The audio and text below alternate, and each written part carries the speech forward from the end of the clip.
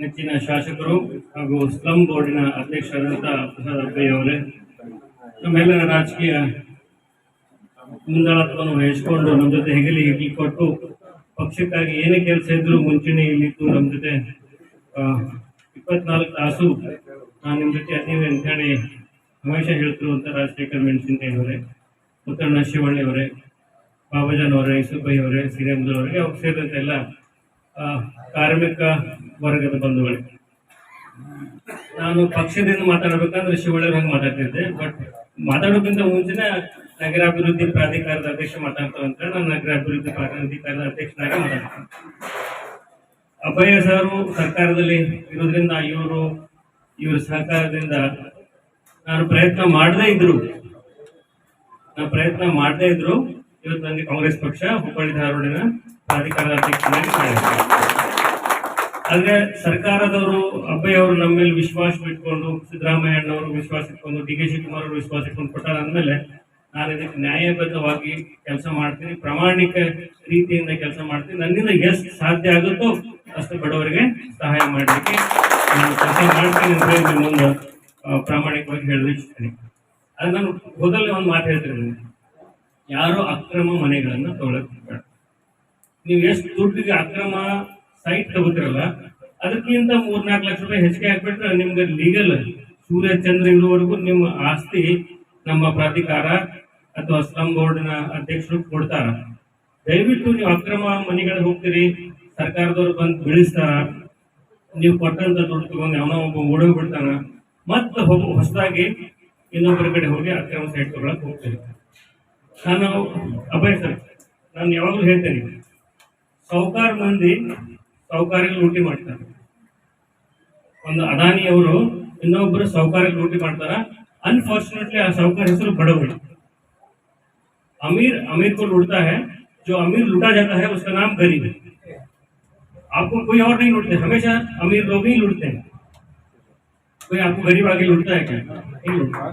तो ये जो आपकी मेहनत करने की ताकत है, ಈ ಶಕ್ತಿ ಏನಿದೆ, ನೀವು ಕಾರ್ಮಿಕರಾಗಿ ಕೆಲಸ ಮಾಡಿ ಸ್ವಂತ ಬಲದಿಂದ ದುಡಿಬೇಕಂತಿರಲ್ಲ, ನಿಮ್ಮ ಹತ್ರ ಬಹಳ ಶಕ್ತಿ ಇದೆ ಅಂತ ಗೊತ್ತು. ನೀವು ಮುರಿಯಂಗಿಲ್ಲ ಅಂತ ಗೊತ್ತು. ಅದಕ್ಕೆ ನಿಮ್ಗೆ ಪ್ರತಿ ಸಾರಿ ಈ ತಪ್ಪು ಹಾದಿಗೆ ತಗೊಂಡು ಹೋಗ್ಲಿಕ್ಕೆ ನಿಮ್ಮನ್ನ ಅವರು ಟಕೆ ರೂಪಿನಲ್ಲಿ ಬಂದು ನಿಮ್ಮ ರೊಕ್ಕ ತಗೊಂಡು ಹೋಗ್ತಾರ. ಮತ್ತೆ ನೀವು ಅಲ್ಲೇ ಇರ್ತೀರಿ. ನೀವು ಯಾವಾಗಲೂ ಮುಂದಾಲೋಚನೆಗೆ ಹೋಗೋದಿಲ್ಲ. ನಿಮ್ಗೆ ಮನೆಗಳೇ ಬೇಕು. ಸರ್ಕಾರ ಎಷ್ಟು ಬೇಕಷ್ಟು ಮನೆ ಕೊಡಲಿಕ್ಕೆ ರೆಡಿ ಇದೆ. ಇಲ್ಲೇ ಸ್ಲಂ ಬೋರ್ಡಿನ ಅಧ್ಯಕ್ಷ ಇವರ ಅಪ್ಲಿಕೇಶನ್ ಹಾಕಿರಿ. ಮೊನ್ನೆ 36,978 ಮನೆಗಳನ್ನ ಇಡೀ ಕರ್ನಾಟಕದಾದ್ಯಂತ ಕೊಟ್ಟಾರ. ಟೋಟಲ್ 4 ಲಕ್ಷ ಮನೆ ಕೊಡ್ಬೇಕಂತ ಇವ್ರು ಆಲ್ರೆಡಿ ಟಾರ್ಗೆಟ್ ಮಾಡ್ಯಾರ. ಆ 4 ಲಕ್ಷ ಅಲ್ಲ, 5 ಲಕ್ಷ ಆದ್ರೂ ಸರ್ಕಾರ ಕೊಡ್ಲಿಕ್ಕೆ ಇದೆ. ಸಿದ್ದರಾಮಯ್ಯ ಅವ್ರು ಕೊಡ್ಲಿಕ್ಕೆ ಇದ್ದಾರೆ. ಸಿದ್ದರಾಮಯ್ಯ ಸಾಹೇಬ್ರಿಗೆ ಏನ್ ಹೇಳ್ತಾರ ಅದು ಮಾಡ್ತಾರೆ. ಬಟ್ ಅವ್ರು ಕನ್ವಿನ್ಸ್ ಮಾಡೋರು ಅಬ್ಬಯ್ಯನವರು, ರಾಜಶೇಖರ್ ಮೆಣಸಿನಕಾಯಿ. ಇವ್ರನ್ನ ನಿಮ್ ಜೊತೆಗಿದ್ದಾಗ ನಿಮ್ಗೆ ಮನೆ ಇಲ್ಲ ಅಂತ ಹೇಳಿ ಹಾಕಿ ಹೋಗ್ಬೇಡ. ಮನೆ ಬೇಕು, ಅಪ್ಲಿಕೇಶನ್ ಹಾಕಿ. ಅಪ್ಲಿಕೇಶನ್ ಹಾಕ್ರೆ ನೀವು ರೋಡಿಗೆ ಹೋಗಿ ನಮ್ಮ ಮನೆ ಇಲ್ಲ, ನಮ್ಮ ಮನೆ ಕೊಡ್ರಿ ಅಂತ ಯಾರು ಕೊಡ್ತಾರೆ? ಯಾರು ಕೊಡಂಗಿಲ್ಲ. ಅಪ್ಲಿಕೇಶನ್ ಹಾಕಿದ್ರೆ ಇವತ್ತಿಲ್ಲ, ನಾಳಿಲ್ಲ, ನಾಡ್ದು ಸಿಗಲೇಬೇಕು ನಿಮ್ಗೆ. ಬಟ್ ಅಟ್ಲೀಸ್ಟ್ ನಮ್ಗೆ ಒಂದು ಗೊತ್ತಾರ ಆಗ್ಬೇಕಲ್ಲ, ಎಷ್ಟು ಮಂದಿ ಅಪ್ಲಿಕೇಶನ್ ಹಾಕಾರ, ಎಷ್ಟು ಮಂದಿ ಕಡೆ ಮನೆ ಇಲ್ಲ ಅಂತೇಳಿ. ಆದ್ರೆ ಸರ್ಕಾರ ಹೊಸ ಪಾಲಿಸಿ ಮಾಡಬಹುದು. ಮೋಸ್ಟ್ಲಿ ಒಮ್ಮೆ ನಿಮ್ಗೆ ಮನೆ ಕೊಟ್ಟರು ಮಾಡಕ್ ಬರಂಗಿಲ್ಲ.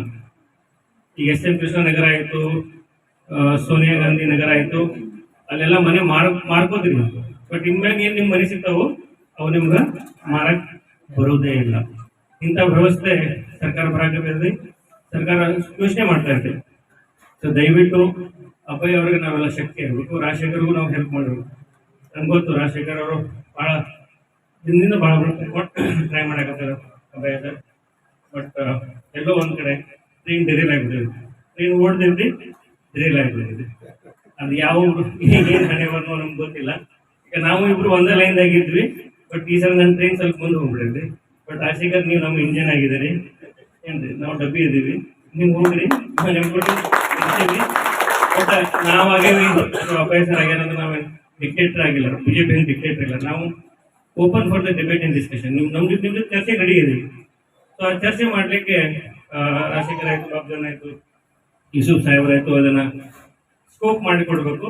ನಿಮ್ಮ ಕಷ್ಟಕ್ಕೆ ನಮ್ಮ ಸರ್ಕಾರ, ಅಭಯ ಸರ್ ನಾವಿಬ್ರು ಕೊಡೋದ್ರಾಗ ಅದೀವಿ, ತಗೊಳ್ಳೋದ್ರ ನಮ್ಮ ಕಡೆ ಏನಿಲ್ಲ ಇಲ್ಲ. ಮನೆ ಬೇಕು ಕೊಡಕ್ಕೆ ರೆಡಿ ಇದೀವಿ, ಸೈಟ್ ಬೇಕು ಕೊಡಕ್ಕೆ ರೆಡಿ ಇದೀವಿ. ನಾವು ನಿಮ್ಮ ಕಡೆ ತೊಗೊಂಡಂಗಿಲ್ಲ, ನಿಮ್ಗೆ ಕೊಡ್ಲಿಕ್ಕೆ ನಾವು ಅದೀವಿ. ಆ ಸಿಸ್ಟಮ್ ಅನ್ನ ನೀವು ಯೂಸ್ ಮಾಡ್ಕೊಳ್ರಿ. ಒಳ್ಳೆ ಮನೆಯಲ್ಲಿ ಇರುವಂತ ವ್ಯವಸ್ಥೆಗೆ ಬರ್ರಿ. ನೀವು ಕಾರ್ಮಿಕರದ್ರಿ, ಇನ್ನೂ ಹೆಚ್ಚಿನ ಶಕ್ತಿ ನಿಮ್ಗೆ ದೇವರು ಕೊಡ್ಲಿ. ಕಷ್ಟಪಟ್ಟು ದುಡಿತಾ ಇದ್ರಿ, ಅದಕ್ಕೆ ಒಳ್ಳೆ ಲಾಭ ಬರುವಂತ ರೀತಿಯಲ್ಲಿ ದೇವರು ನಿಮ್ಮನ್ನ ಆಶೀರ್ವದಿಸಲಿ ಅಂತ ಹೇಳಿ ನನ್ನ ಮಾತು ಮುಗಿಸ್ತೀನಿ. ಜೈ ಹಿಂದ್, ಜೈ ಕರ್ನಾಟಕ.